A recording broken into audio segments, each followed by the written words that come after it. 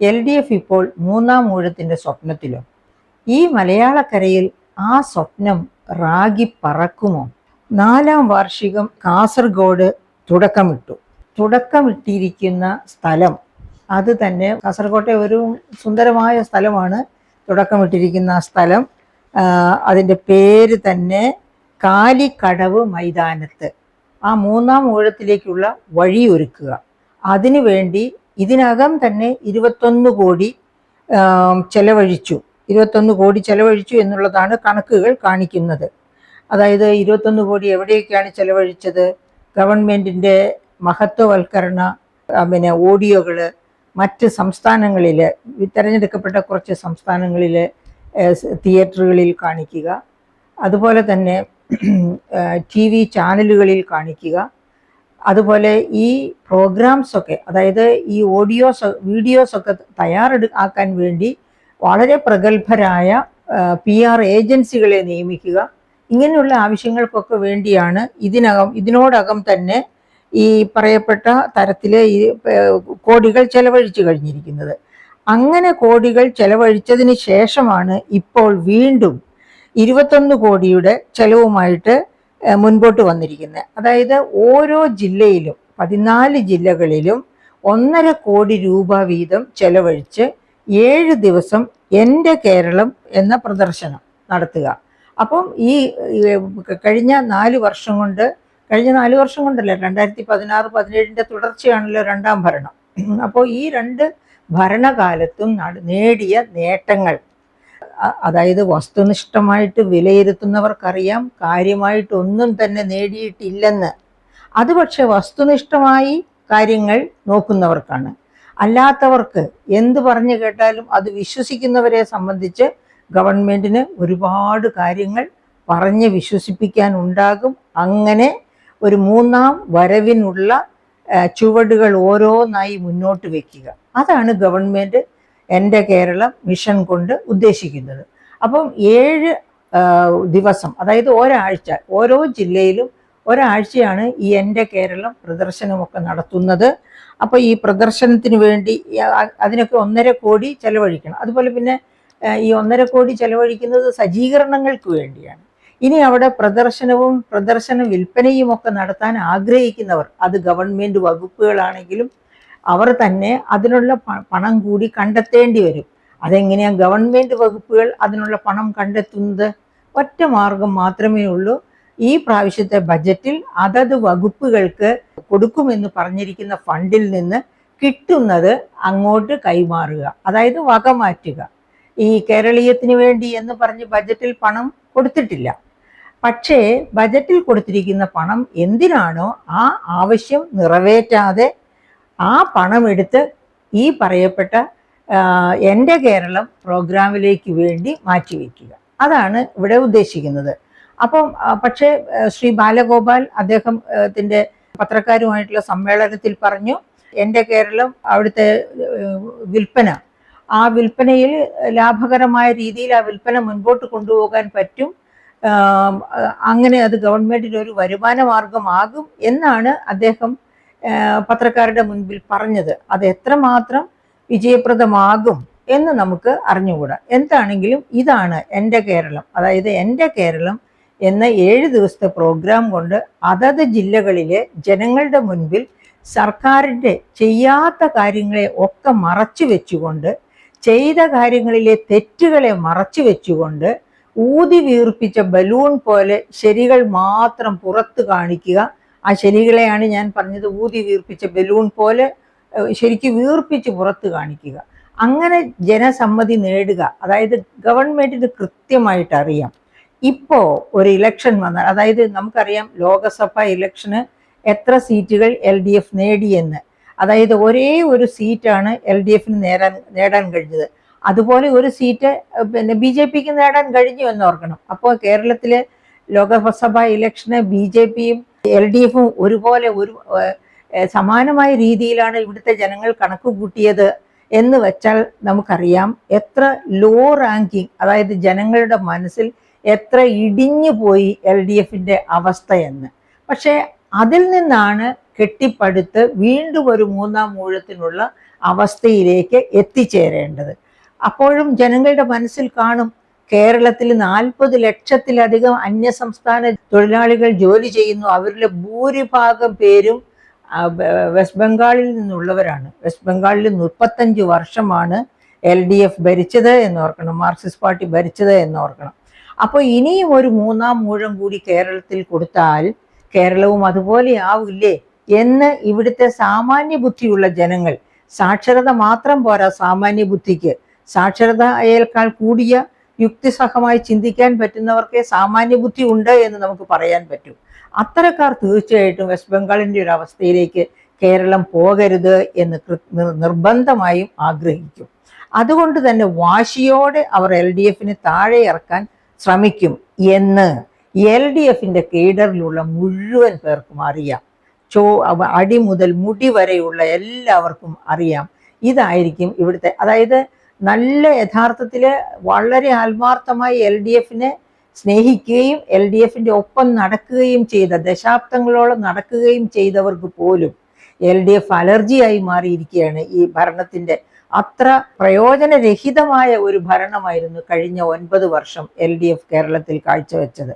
ഇനി അങ്ങനെ കാഴ്ചവെച്ച ആ ഭരണത്തിന് കീഴിൽ നിന്ന് വീണ്ടും ഒരിക്കൽ കൂടി LDFിൻ്റെ ഭരണത്തിലേക്ക് പോയാൽ തീർച്ചയായിട്ടും വെസ്റ്റ് ബംഗാൾ ഇവിടെ ആവർത്തിക്കപ്പെടുമെന്ന് അവർക്കറിയാം. അതുകൊണ്ട് തന്നെ അവരതിനെ നിലകൊള്ളിൽ ഇതൊക്കെ മനസ്സിലാക്കിക്കൊണ്ടാണ്, ഇതൊക്കെ മുൻകൂട്ടി കണ്ടാണ് ഇപ്പോഴേ തുടങ്ങാം ഈ കളി, അഥവാ ഈ ശ്രമം, ഈ പരിശ്രമം എന്ന് കരുതി അവർ മുൻപോട്ടിറങ്ങി എൻ്റെ കേരളം ശ്രമമായിട്ട്. അപ്പോൾ എൻ്റെ കേരളം ഈ കഴിഞ്ഞ 9 വർഷം കൊണ്ട് നേടിയ നേട്ടങ്ങൾ ഒന്നൊന്നായി പറയും. എൻ്റെ പ്രിയപ്പെട്ട സുഹൃത്തുക്കളെ ഒന്ന് ഓർത്തു നോക്കണം. എന്തായിരുന്നു റൂം ഫോർ റിവർ? എന്തിനാണ് അതിന് പോയത്? 19-ലെ 18-ലെ വെള്ളപ്പൊക്കം കൊണ്ട് വെള്ളത്തിൽ കുതിർന്ന് കിടക്കുന്ന കുട്ടനാടിനെ കണ്ടിട്ടാണ് നെതർലാൻഡ്സിലേക്ക് പോയത്. ഇതുപോലെ വെള്ളത്താൽ ചുറ്റപ്പെട്ട് കിടക്കുന്ന ഒരു കൊച്ചു രാജ്യമാണ്. പക്ഷെ ക്ഷേമത്തിൻ്റെ കാര്യത്തിലും വളർച്ചയുടെ കാര്യത്തിലും ടോപ്പിൽ നിൽക്കുന്ന രാജ്യങ്ങളിൽ ഒന്നാണ് നെതർലാൻഡ്സ്. അവിടെ ആയിരുന്നല്ലോ നമ്മുടെ രാജാമണി സാറ് അംബാസഡറായിട്ട് ഇരുന്നത്. അപ്പം അവിടെ പോയത് എന്തിനു വേണ്ടിയാ? ഒരു പാരാവാരവുമായിട്ട് മുഖ്യമന്ത്രി അന്ന് പോയത് അവിടുത്തെ രീതി, അതായത് കടൽ നിരപ്പിന് താഴെയുള്ള നെതർലാൻഡ്സ് എങ്ങനെ വിജയപ്രദമായി ജലത്തെ അകറ്റി നിർത്തുന്നുവോ, ജലത്തെ അകറ്റി നിർത്തുന്നു വെച്ചാൽ ജീവിതത്തിൽ നിന്നല്ല അകറ്റുന്നത്, അവരുടെ പരിസര ജീവിത സാഹചര്യത്തിൽ നിന്ന് മാറ്റി നിർത്തിക്കൊണ്ട് ജലത്തിന്റെ ഗുണഫലങ്ങൾ അളന്നെടുക്കുന്നുവോ അത് മനസ്സിലാക്കാനാണ് റൂം ഫോർ റിവർ എന്നും പറഞ്ഞിട്ട് അവിടെ പോയി പഠനം നടത്താൻ പോയത്. പക്ഷേ കുട്ടനാടിന് വേണ്ടി ഒരു ചെറുവിരലെങ്കിലും അനക്കിയിട്ടുണ്ട്. 2018 അതെന്ന് ഓർക്കണം. 2018 കഴിഞ്ഞ് 6 വർഷം കഴിഞ്ഞിരിക്കുന്നു, എന്നിട്ടും ഒന്നും ചെയ്തിട്ടില്ല. ഇതുപോലെയാണ് LDF ഗവൺമെന്റ് നടത്തിയ പ്രോമിസസ്. 2 പ്രാവശ്യത്തെ ഇലക്ഷൻ മാനിഫെസ്റ്റോ എടുത്തു വെച്ച് അതിൽ കൊടുത്തിരിക്കുന്ന പ്രോമിസസ് നോക്കിയാൽ 1, 2, 3 എന്ന് പറഞ്ഞ് എണ്ണി നമ്മൾ ടിക്കിടുവാണെങ്കിൽ എല്ലാം ഇൻറ്റു ഇട്ട് വെക്കേണ്ടി വരും. ഒന്നും ഫലപ്രദമായിട്ട് നടപ്പാക്കിയിട്ടില്ല. അതായത് നെൽകർഷകരുടെ, അതുകൊണ്ട് നെൽകൃഷി പോലും വിട്ടുകളയുകയാണ്. ഉണ്ടായിരുന്ന കൃഷി പോലും ഇപ്പോൾ കേരളത്തിൽ ഇല്ലാതായിക്കൊണ്ടിരിക്കുകയാണ്. കുടുംബശ്രീയൊക്കെ വന്ന് 1,71,000 ഹെക്ടറിലേക്ക് താണുപോയ കൃഷി കുടുംബശ്രീക്കാരൊക്കെ വന്ന് 2 ലക്ഷത്തിന് അടുപ്പിച്ച് ആയതാണ്. പക്ഷെ വീണ്ടും ഇപ്പോൾ ഈ പാഡി റെസീറ്റ് ഷീറ്റ്, അതായത് നെൽകർഷകന് അവരുടെ സംഭരണ വില പാഡി റെസീറ്റ് ഷീറ്റ് എന്ന ഒരു റെസീറ്റ് വഴിയായിട്ട് കൊടുത്ത് ബാങ്കിൽ പോയി അങ്ങനെയൊക്കെ അങ്ങനെ നമുക്കറിയാം. തകഴിയിൽ തന്നെ മരിച്ച പ്രശാന്ത് എന്ന് തോന്നുന്നു അദ്ദേഹത്തിൻ്റെ പേര്. അങ്ങനെ എത്ര ദുരനുഭവങ്ങളാണ് നാം കാണുന്നത്. അങ്ങനെയുള്ള ഒരു ഗവൺമെൻറ്റാണ് അവനവൻ്റെ പൊങ്ങച്ചം കാണിച്ച് എൻ്റെ കേരളം പരിപാടിയിലൂടെ 3ാം വട്ടവും വരാനായിട്ട് ശ്രമിക്കുന്നത്. കേരളീയരെ ഇത്ര മോശക്കാരായി, ഇത്ര ബുദ്ധിഹീനരായി, ഇത്ര യുക്തിഹീനരായിട്ടാണോ LDF മനസ്സിലാക്കിയിരിക്കുന്നത് എന്ന് മാത്രമാണ് എനിക്ക് ചോദിക്കാനുള്ളത്. ആകട്ടെ, രണ്ടായാലും അവരങ്ങനെ നടത്തട്ടെ, അവർക്ക് നേടാൻ കഴിയുന്നെങ്കിൽ നേടട്ടെ. മലയാളികൾ അത്ര വിഡ്ഢികളാണെങ്കിൽ 3ാമതും അവർ വോട്ട് ചെയ്ത് LDFനെ ഭരണത്തിൽ കൊണ്ടുവരട്ടെ. അതായത് നമുക്കറിയാമല്ലോ ഇവര് കേരളത്തെ, ഓക്കെ, അത് ഓരോന്ന് പറഞ്ഞു വരുമ്പോൾ നമുക്ക് പറയാം. ഇപ്പോൾ അതായത് ബംഗാളിന്റെ അവസ്ഥയിലേക്ക് കേരളം എത്തിയാൽ, ബംഗാളികൾക്ക് കേരളത്തിൽ വന്നാൽ 1250 രൂപ ഒരു ദിവസത്തെ കൂലി കിട്ടും. 30 ദിവസം ജോലി ചെയ്ത 38,500 രൂപയാ. അവരുടെ കയ്യിൽ ഒരു മാസം കൊണ്ട് കിട്ടുന്നത്. അവർ ഗൾഫിൽ പോയാൽ പോലും അത്രയും പണം കിട്ടില്ല. അങ്ങനെ കിട്ടുന്ന പണം അവരുടെ നാട്ടിലേക്ക് അയച്ച് അങ്ങനെ ഇപ്പൊ സത്യം പറഞ്ഞാൽ കേരളത്തിന്റെ ഒരു അവസ്ഥ എന്ന് പറഞ്ഞാൽ കേരളത്തിന് പുറത്തുള്ള സംസ്ഥാനങ്ങളെ പരിപോഷിപ്പിക്കുന്നു കേരളം. കാരണം അവിടെ നിന്നുള്ള തൊഴിലാളികളാണ് ഇവിടെ വന്ന് ജോലി ചെയ്യുന്നത്. പക്ഷെ കേരളത്തിലുള്ളവരുടെ അവസ്ഥ ഇപ്പോഴെന്താണ്? അവർക്ക് ഇവിടെ നിൽക്കക്കള്ളിയില്ല, ഇവിടെ തൊഴിൽ സാധ്യതകളില്ല, ഇവിടെ പഠനത്തിന്റെ നിലവാരം കുറഞ്ഞുപോയി.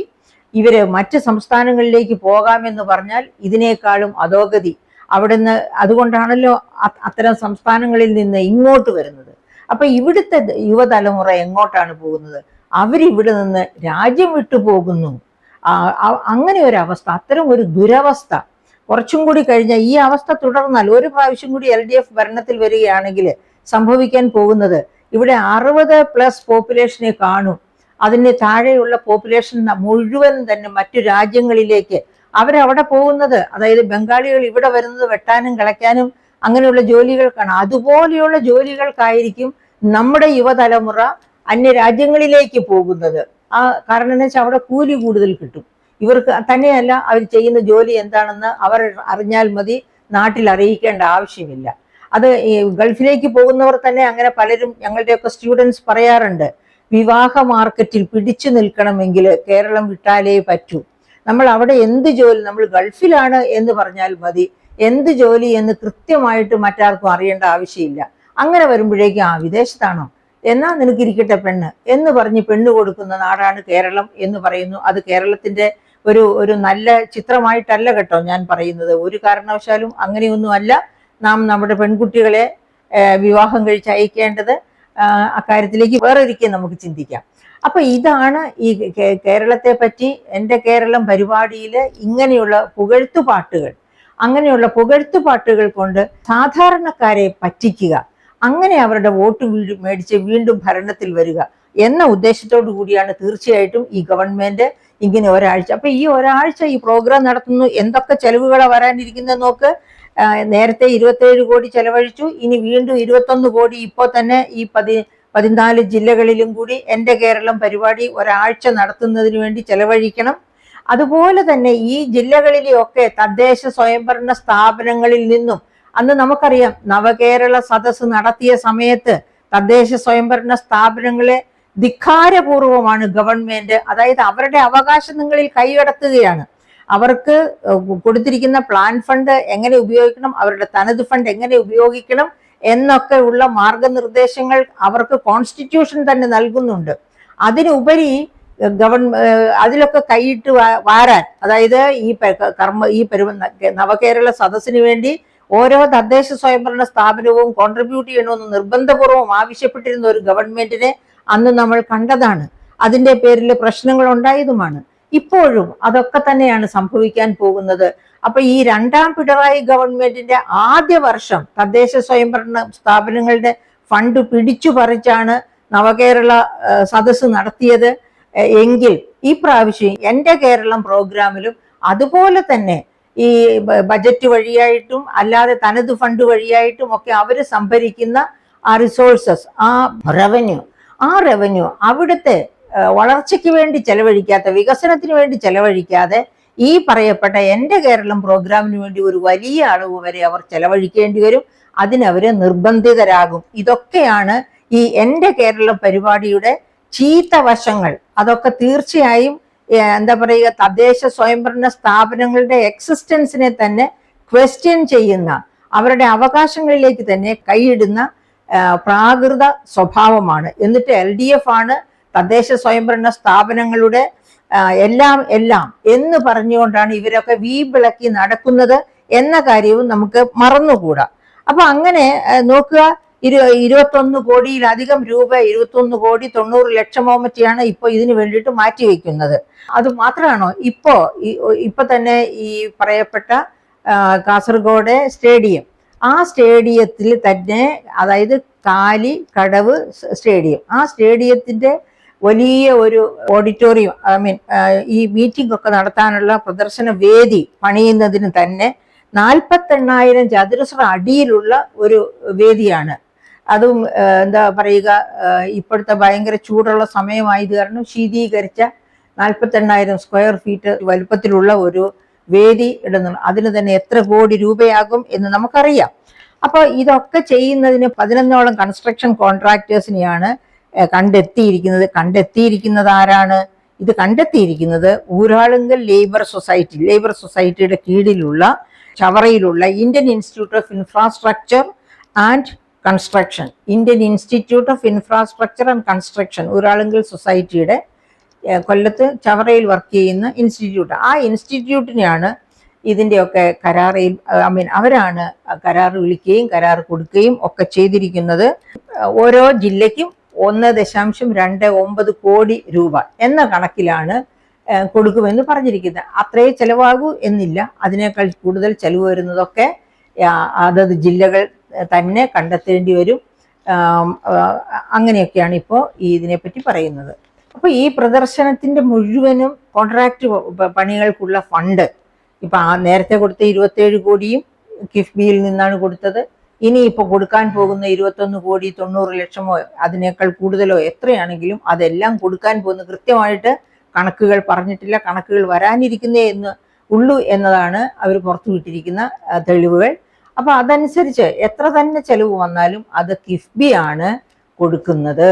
അപ്പോഴും നമ്മളൊന്ന് ഓർക്കണം സുഹൃത്തുക്കളെ, ഈ കിഫ്ബി ഒരു സ്പെഷ്യൽ പർപ്പസ് വെഹിക്കിൾ എന്ന് പറഞ്ഞ്, അതായത് FRBM physical responsibility and budget management act പ്രകാരം കടമെടുക്കാവുന്നത് GSDPയുടെ 3%.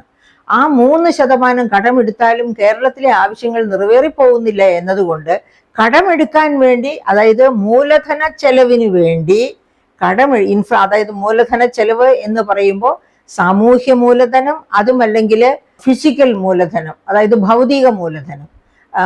സാമൂഹ്യ മൂലധനം എന്ന് പറയുമ്പോൾ എഡ്യൂക്കേഷൻ, ഹെൽത്ത്, ഈ മേഖലകളിലേക്ക് വേണ്ട ഇൻഫ്രാസ്ട്രക്ചറിന്റെ പ്രൊവിഷൻ.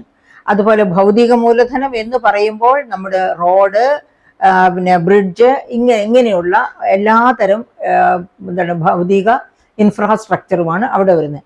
ഇത്തരം ഇൻഫ്രാസ്ട്രക്ചറിന്റെ, അതായത് സാമൂഹ്യ ഭൗതിക മൂലധന നിർമ്മാണത്തിന് ആവശ്യമുള്ള ഇൻവെസ്റ്റ്മെന്റ് ആണ് കിഫ്ബി വഴി ഉദ്ദേശിക്കുന്നത്. അങ്ങനെയാണ് പറഞ്ഞ കിഫ്ബി വഴി കടമെടുക്കുന്നതും. അങ്ങനെ എടുക്കുന്ന കടമാണ് എൻ്റെ കേരളം പ്രോഗ്രാമിന്. അപ്പോൾ ഈ ഗവൺമെന്റ് എന്തുമാത്രം കള്ളത്തരമാണ് ജനങ്ങളുടെ മുൻപിൽ കാണിച്ചു കൂട്ടുന്നത്.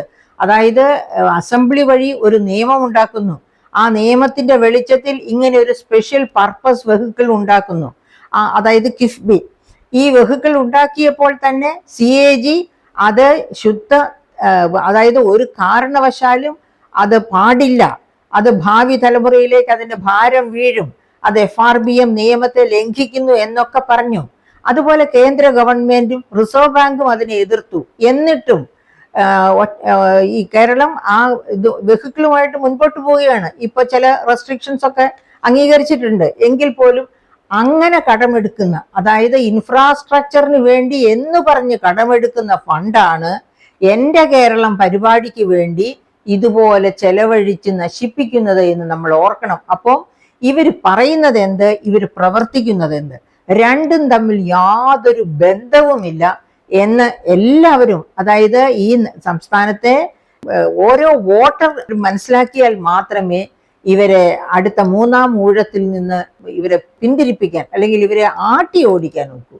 അങ്ങനെ ആട്ടി ഓടിച്ചില്ലെങ്കിൽ അത് കേരളത്തിന് പറ്റുന്ന ഒരു നിതാന്ത തെറ്റായിരിക്കും, ഒരിക്കലും കറക്റ്റ് ചെയ്യാൻ പറ്റാത്ത തെറ്റായിരിക്കും. അതായത് വെസ്റ്റ് ബംഗാളില് ജനങ്ങൾ ചെയ്ത അതേ തെറ്റിന്റെ തനി ആവർത്തനമാകും കേരളത്തിൽ സംഭവിക്കുക.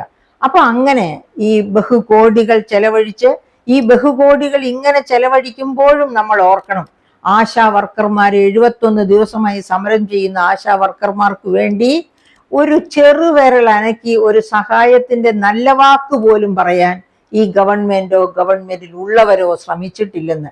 അതായത് പാർശ്വവൽക്കരിക്കപ്പെട്ടവർ, ഈ ആശാ വർക്കർമാരെ പറ്റി നമ്മൾ ഓർക്കണം, അവർ 18 മണിക്കൂർ ജോലി ചെയ്യുന്ന സ്ത്രീകളാണ്. അവരുടെ സ്വന്തം വീട്ടിലെ ജോലികൾ മുഴുവനും ചെയ്തിട്ട് അത് ഒരു പക്ഷെ അതിനോട് നീതി പുലർത്താൻ അവർക്ക് പറ്റുന്നുണ്ടാവില്ല. എന്നിട്ടാണ് അവർ അവരുടെ ഈ സേവനത്തിന് വേണ്ടി പോകുന്നത്. അവരുടെ സേവനം അനിവാര്യമായ സേവനങ്ങളാണ്. ആ സേവനം കൂടാതെ പറ്റുകയില്ല. അത് അവർ തന്നെ സമ്മതിച്ചിട്ടുണ്ട്. അപ്പൊ ഇങ്ങനെ 18 മണിക്കൂറോ അതിലധികമോ ജോലി ചെയ്യുന്ന പാർശ്വവൽക്കരിക്കപ്പെട്ട വനിതകളാണ് ആശാ വർക്കർമാരെന്ന് നമ്മുടെ മുൻപിൽ കാണുന്ന.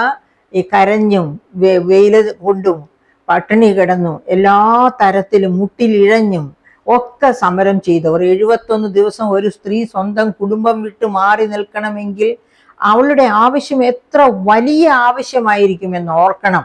ഇവരാണ് മാർക്സിയൻ ഫിലോസഫിയിൽ അടിയുറച്ച് വിശ്വസിക്കുന്നു എന്ന് പറഞ്ഞ് ഈ കേരളത്തിലെ ജനങ്ങളെ പറ്റിക്കാൻ പോകുന്നവര്. അതുപോലെ തന്നെയാണ് ആ CPO എന്താണ് ലിസ്റ്റിൽ ഉണ്ടായിരുന്നിട്ടും അപ്പോയിന്റ്മെന്റിന് ആ കാലാവധി തീരുന്നതിന് അപ്പോയിന്റ്മെന്റ് ഓർഡർ തരണം എന്ന് പറഞ്ഞ് കരഞ്ഞ് വിളിച്ച് നടന്ന ഉദ്യോഗാർത്ഥികൾ. അവരോട് കാണിച്ചതും ഇതേ ക്രൂരതയാണ്. ഇതേ ക്രൂരതയാണ് അതായത് ഈ ഇങ്ങനെയുള്ള, അതായത് ഈ നേരത്തെ നമ്മൾ പറഞ്ഞല്ലോ ഭൗതിക ഇൻഫ്രാസ്ട്രക്ചർ, സാമൂഹ്യ ഈ ഇൻഫ്രാസ്ട്രക്ചർ ഒക്കെ ഉണ്ടായാലാണ് ഈ സംസ്ഥാനത്തിന്റെ ഈസ് ഓഫ് ഡൂയിങ് ബിസിനസ് മെച്ചപ്പെടുന്നത്, ഇവിടെ വ്യവസായം ഉണ്ടാകുന്നത്. ഇപ്പൊ സർക്കാർ ചെയ്യുന്നതും സർക്കാർ പറയുന്നതും ഒന്നും സാധാരണക്കാരെ, പാർശ്വവൽക്കരിക്കപ്പെട്ടവരെ ചേർത്ത് പിടിക്കുന്ന, ദാരിദ്ര്യം ഇല്ലാതെയാക്കുന്നു, അതിദാരിദ്ര്യം ഇല്ലാതാക്കുന്നു എന്ന് പറയുന്നു. പക്ഷേ ഇവരൊക്കെ അതിദരിദ്രർ തന്നെയാണ്. ആ അതിദരിദ്രർക്കാണ് 1600 രൂപ പെൻഷൻ കിട്ടുന്നത് പോലും കുടിശ്ശികയായി പോകുന്നത്. അപ്പോൾ ഇവർ ദാരിദ്ര്യത്തിനെതിരെ പ്രവർത്തിക്കുന്നു എന്ന് പറയുന്നതൊക്കെ നമ്മുടെ കണ്ണിൽ പൊടിയിടുകയാണ് എന്ന് തന്നെ പറയണം. അതായത് അതിദാരിദ്ര്യത്തിനെതിരെ പ്രവർത്തിക്കുന്നു, ദരിദ്രരെ ചേർത്ത് പിടിക്കുന്നു എന്നീ പറയുന്ന പൊയ് വാക്കുകളൊക്കെ കണ്ണിൽ പൊടിയിടാൻ വേണ്ടി മാത്രമുള്ളതാണ് എന്ന് അടിവരയിട്ട് ഉറപ്പിക്കുകയാണ് ഓരോ പ്രവൃത്തി കൊണ്ടും ഓരോ ദിവസത്തെ മുന്നേറ്റം കൊണ്ടും ഈ ഗവൺമെന്റ് ചെയ്തുകൊണ്ടിരിക്കുന്നത്.